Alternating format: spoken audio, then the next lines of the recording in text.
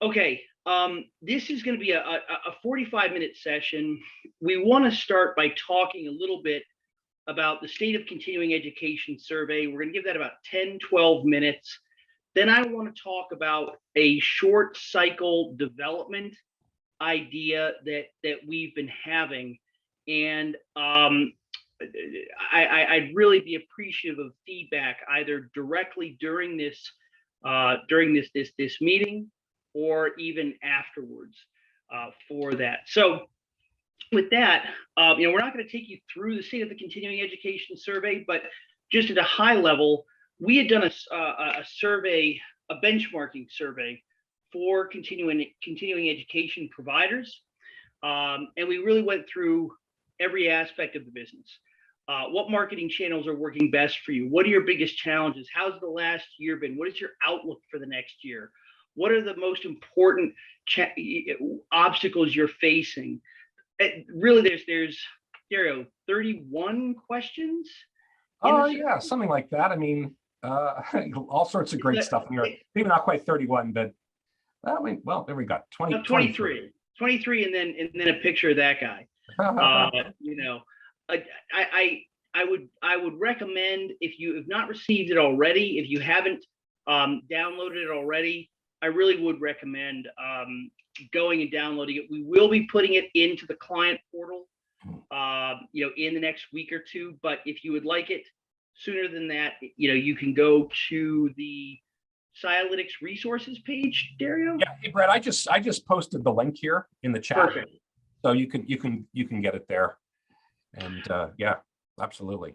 Yeah, I think what's interesting is that, Brett and I realized that there really isn't a trade association that covers the CE world. Like there's ATD and SHRM and all these other ones, but they cater much more to corporate marketing, to corporate learning. So we thought we could provide a service, and whatever. I mean, it benefits us because it's interesting. And we want to understand your world. So we did this survey over the summer and synthesized the results kind of in September, October timeframe. And yeah, so just encourage you. You can see here, the questions that we asked. What are your overall business challenges? So these are people just like you. And we had a, surprisingly large number. We had, I think, nearly 100 participants. Right. And I think you'll find just a really, first of all, very interesting read. I think you'll find it informative. You'll learn, from other people, kind of what they're doing to help grow their businesses, what's working, what's not working, what are the types of challenges that they're facing, and then what are some of the ways that they're solving those challenges. Yeah, and as you're planning your 2022, we have in there, what percentage of marketing of your revenue is spent on marketing? What marketing channels are working for you? What product priorities do you have? Do you expect to participate in live trade shows? And on that note, as a separate item, it is our hope to be participating in trade shows next year. And please, if you are a client of DigitalChalk, please come by. We would like to show our appreciation to our clients at every opportunity that we have. If we can buy you a cup of coffee or a soda or something like that, we would love to do it. We really would. We'd love to hear your feedback. Please, I don't know what the trade show situation is going to be in 2022, but if we're there, please do come by and say hi. We'd really love to see you. Hey, Brett, so we went a little bit over on the main session. We have 30 minutes left. I think what I'll do is I'll stop the share here and kind of turn things over to you, and you can take questions from your group. Maybe we can do an office hours on the report and walk through it in greater detail. It's a really, really interesting read. Yep. Thanks, everyone. All right. Now, are we able to allow attendees to talk in en masse? I think you may have to. You have to promote them, Brett. I think there's an allowed to talk button. Okay. All right. Okay. If you have feedback, hit us in chat. We'll immediately allow you to talk. So I want to talk a little bit before we get into sort of question and answer things about a development priority that we have been considering. It's a short cycle development, so we're not putting off any major work for this, but we're thinking about the possibility. We've had a request from a few clients to add in advertising underneath the video element. So this would not be something that you would need to do.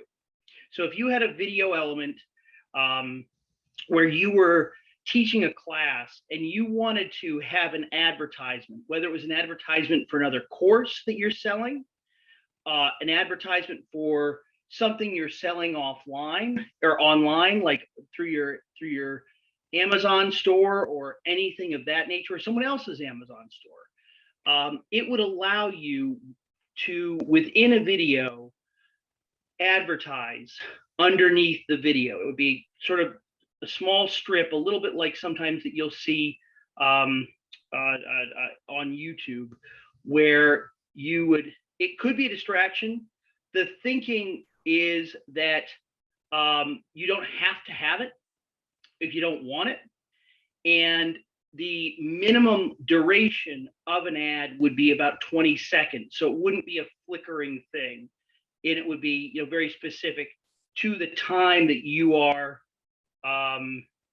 talking about a specific topic, sort of thing. So any thoughts about that? Again, we've had the request from a few folks, and we're very interested in any feedback you might have. Colin, here, would you like to talk, or would...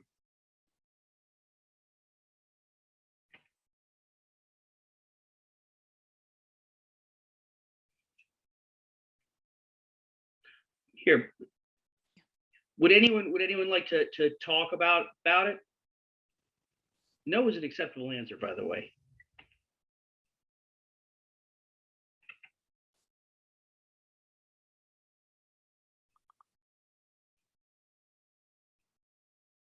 Okay.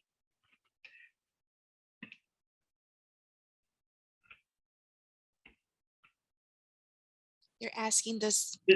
Does the video, so it does not, the video would not play in the course element, and it wouldn't be a video. It would be a static ad so for example, if you're talking about, and I'm just making this up,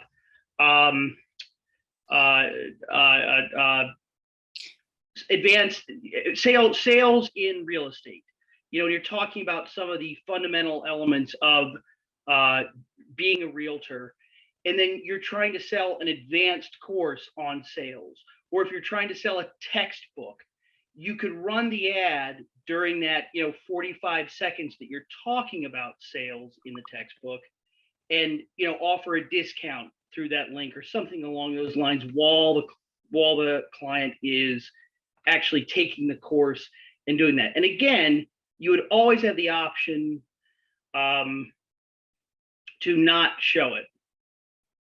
Correct. It's an optional.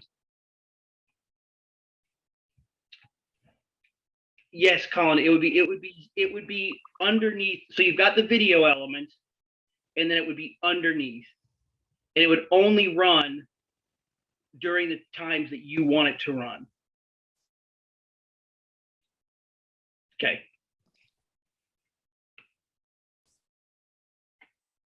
Got it. Yes. Yes, we hear you. We definitely hear you on that, Colin. Definitely. Thank you for the feedback.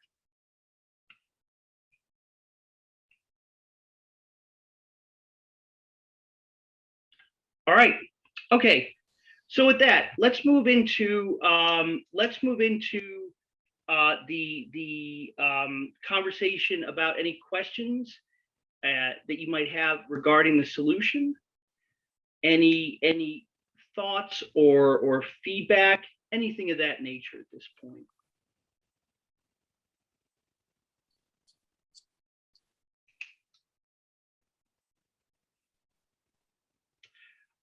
Leonard, porting to other LMS systems, meaning using the Content Fortress solution. All right. Viridia, are you comfortable covering off on Content Fortress a little bit? Well, like like Troy mentioned in previously, it's all about how much you want to cover or how much you want to protect your content. Can you give me a specific question, Leonard, in regards?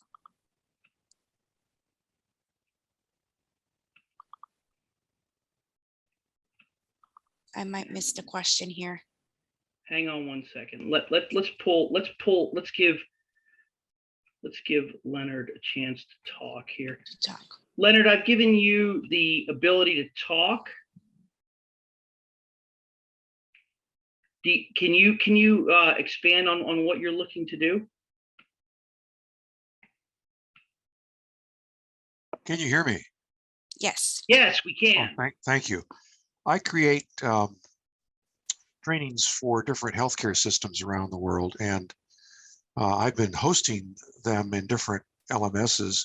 I've been trying DigitalChalk, which there are some things I really like about DigitalChalk, but it's a little clumsy in a few areas, and the things that you've been presenting today make me much more optimistic that I can use it more broadly. But one of the issues that I'd like to know more about is how to allow these other systems, which can sometimes be quite large and have good resources, but they use a different LMS, how I can provide them with access to something I'm creating within DigitalChalk, because I'd like to stay within DC. I'm learning more and more about it, really like it, and it's good for creation. But I'm concerned about, I'd like to be able to do what you were suggesting that Content Fortress allows me to do. I'd just like to know more about it, please. Sure. Yeah, of course, Leonard. So you're looking to protect your information, the course. So yes, you would be able to do that just because aside from the protection, any update that you would have within that course or the material that you're going to be presenting into your users, you would just need to do that update, and it would just generally go out and update all the in all the formats. So that's going to make it easier on your side whenever you're creating any updates on your content. Aside, from protecting, since you are in the medical field, I understand how you want to protect that content. Do you have a specific do you have a specific area that you want to covered, meaning like what kind of are you looking to have, like in different groups or courses? So healthcare is always advancing actually quite rapidly these days. And let's say I've got a 24 element course that I've done, and I have customers who are interested in using it. And I've got, let's say, 3 different customers that are using the same course, and I want to make a change in one of the elements and change it across all of those Correct. courses. So, yeah, so that's Content Fortress is a great fit for that. Because it's going to update automatically and everything. So you wouldn't have to be changing every single course or every single element. It does it automatically for you.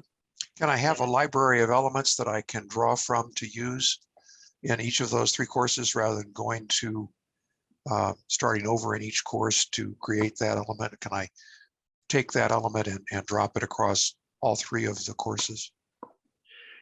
We would need to walk through the specific use case with you, but it sounds like exactly what you're talking about is exactly what Content Fortress is designed to do. Yeah. Okay, thank you. Yeah.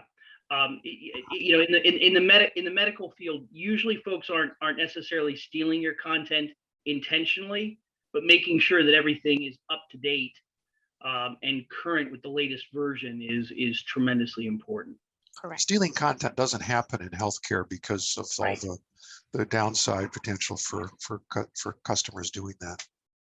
Certainly not intentionally, that is for sure. In fact, I think most times that people get concerned about their content being stolen, it's not intentional. It's more folks believe that they have it licensed, they think they have the current version, whatever else. And Content Fortress just ensures that you will never have a learner looking at dated content. That's good. That's what I'm looking for. We can follow up with you, Leonard. I see another question here, Brett. Brian Proctor, branding for other clients using our courses.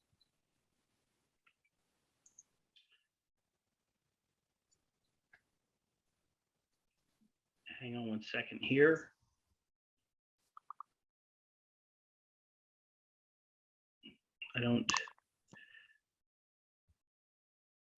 Branding for other clients using our courses. And Brian, are you referencing, hang on one second, let me give Brian the ability to talk here. This is very, Brian, are you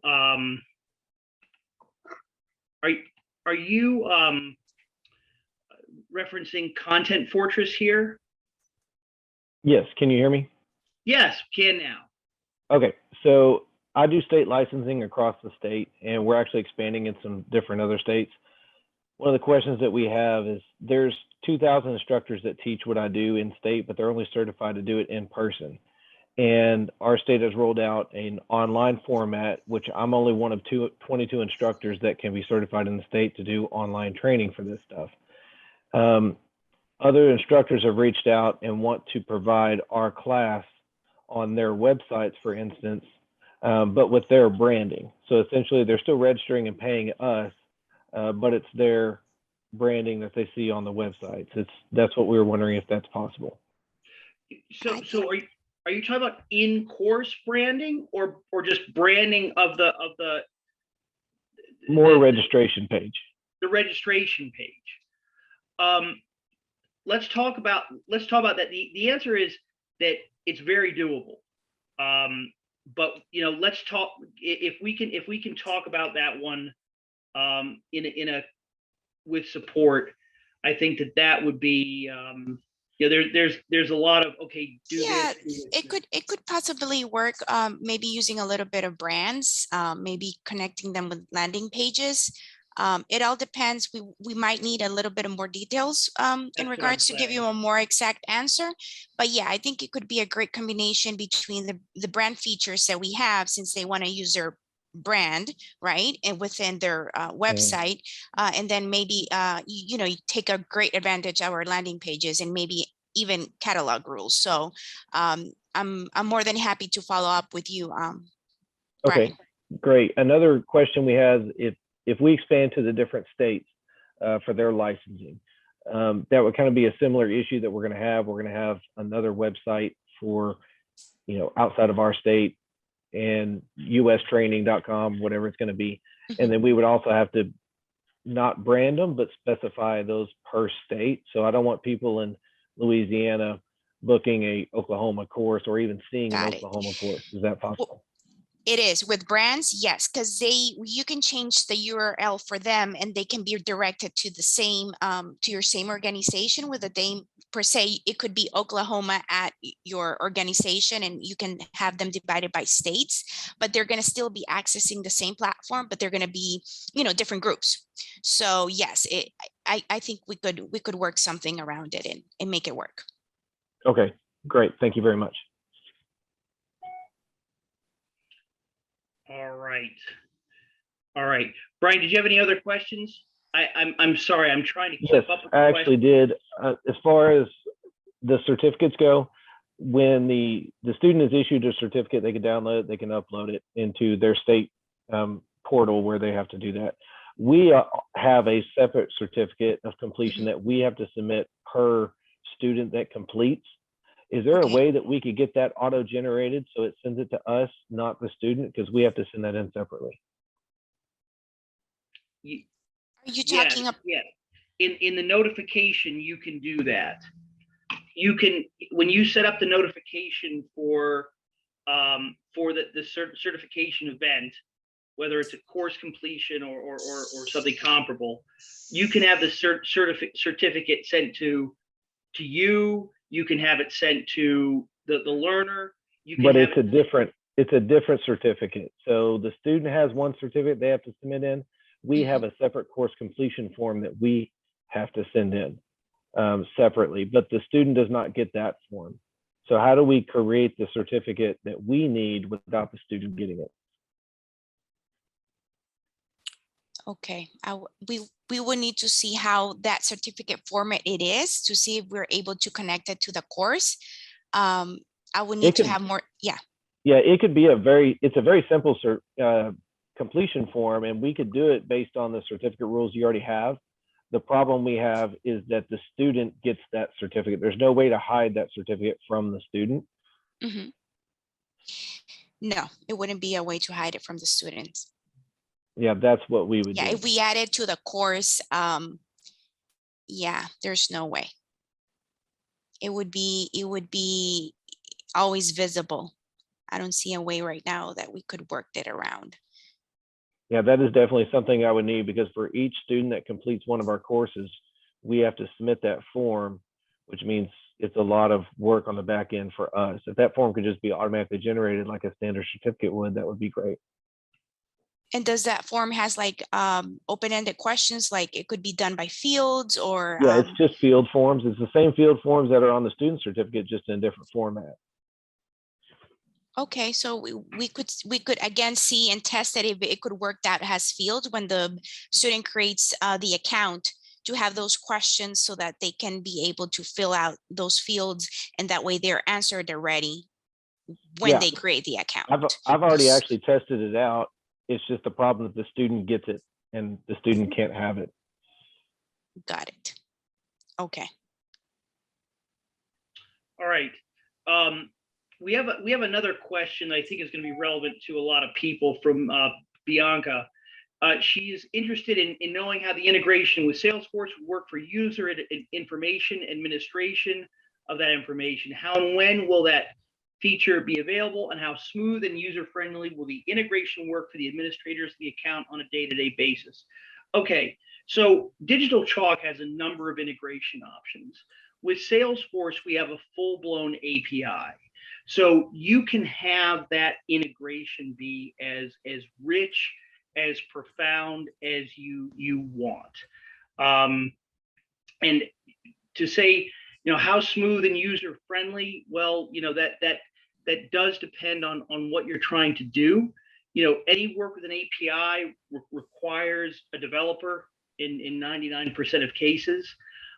We also offer Zapier. And if you don't know much about Zapier, I would recommend checking out the office hours session on Zapier. It offers a simple event-based integration between Salesforce and DigitalChalk and a number of other platforms, a plethora of other platforms. So if you want to set up the ability to create a new registration within DigitalChalk every time you create a new user, a new employee in Salesforce, you can do that. If you want to every time someone registers for a course or completes a new course, they create a new contact or account within Salesforce, you can do that. And you don't need a developer to do that. That is from if your goal is simple tasks that apply to about 90% of the user base, I would recommend Zapier in general.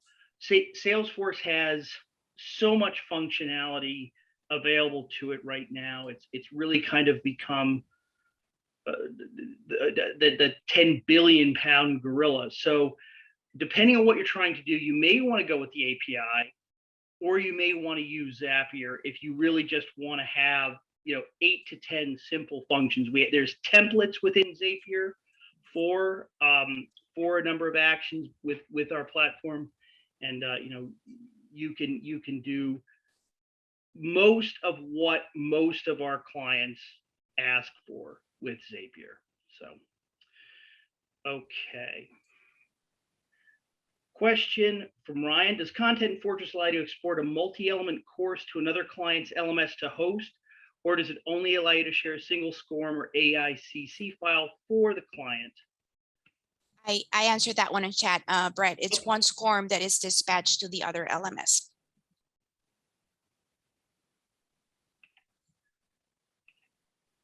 Okay. Kim asked, any way to offer pay what you can courses where students decide what they pay? That is not a feature we've had much feedback on at this point, but certainly something that we will keep our eye on. We can absolutely consider that one as we go forward.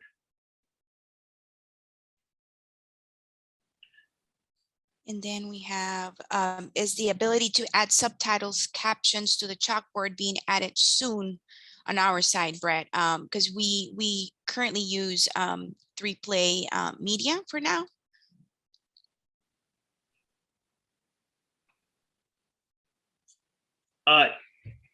So the ability to add subtitles, captions to chalkboards being added soon.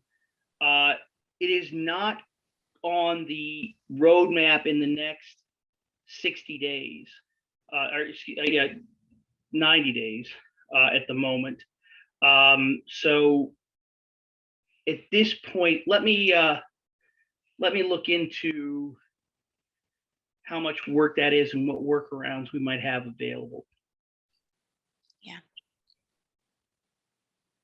And I'll get back to you on that, Colin.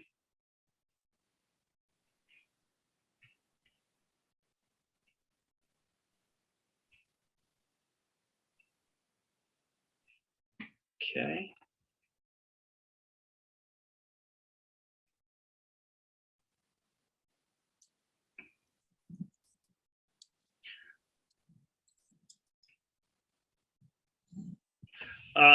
Heather asked, there was a mention about the chalkboard layouts. We were evaluating the option. We've been asked by a couple of clients about having optional advertising at the bottom. The advertising would be static. It would link out to other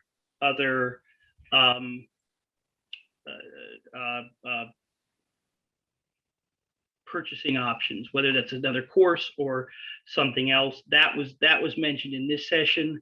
We also are doing an upgrade of the video element in general, and we'll be talking a lot more about that as that gets closer. All right. My second question. Okay, here we go. Many of our courses, we need a way to create chapters. All right. Okay, we are looking into the ability to compress down courses into chapters, as you're describing, Colin. Yeah. That is something that we are discussing. Okay. It's just the back end building. Colin, it might be worth calling into support or calling into me.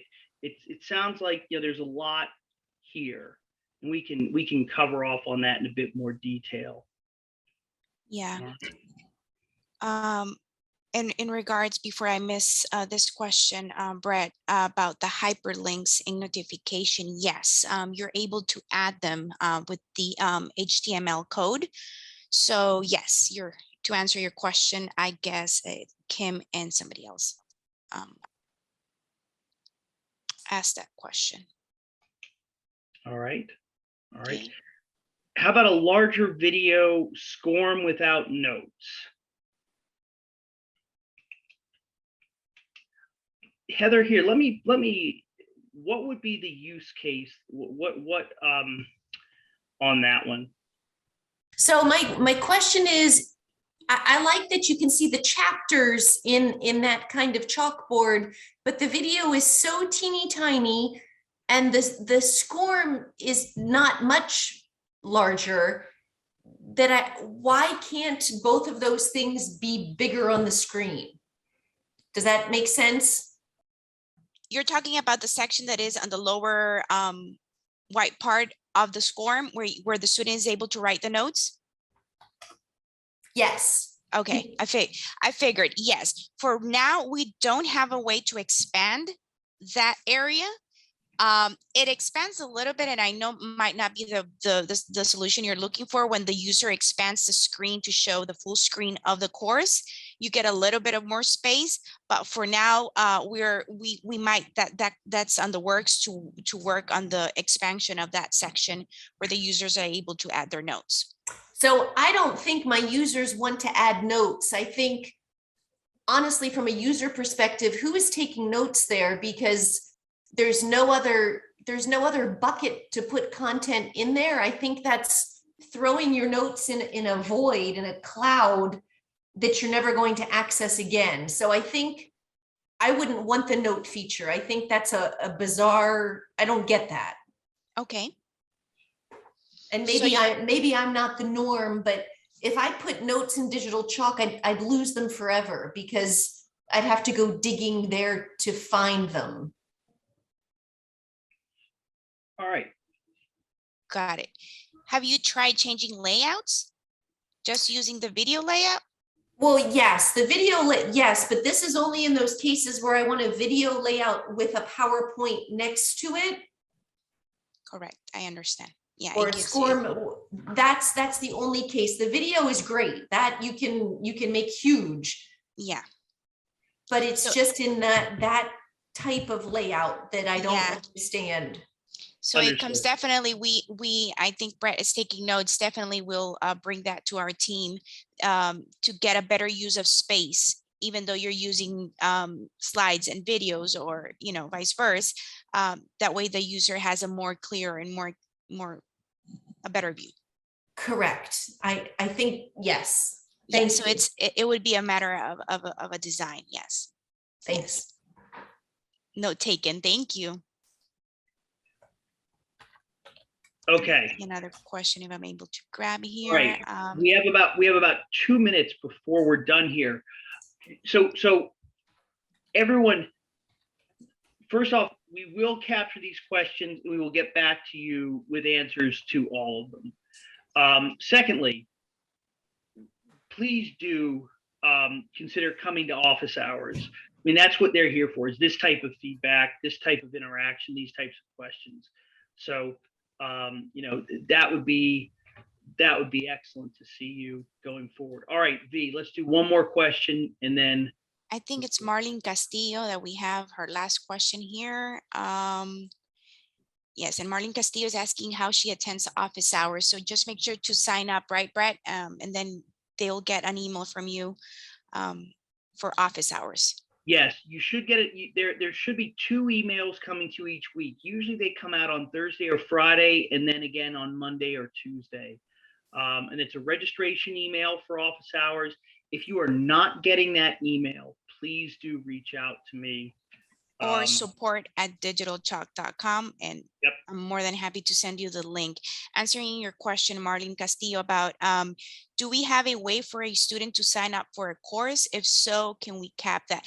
Yes. So just make sure your catalog is visible to all users, because you are able to hide offerings from your catalog. So if those offerings are hidden, most likely users won't be able to sign up by themselves or register to a course. So those settings, they would be found on the offering setting side. And that's the way they have access to the catalog. I can also follow up with you if you want more details and send you screenshots on how to do it. All right. And Ryan, you had a question there as well about Test for the Future. I'll get back to you via email on that. And everyone, we're gonna now end this this session. The S2P2 demonstration is quick, 10-15 minutes. It's really a phenomenal product that predicts sales performance. It may well be of interest to you, to your clients, but I think it's a great bit of innovation that we're currently working on.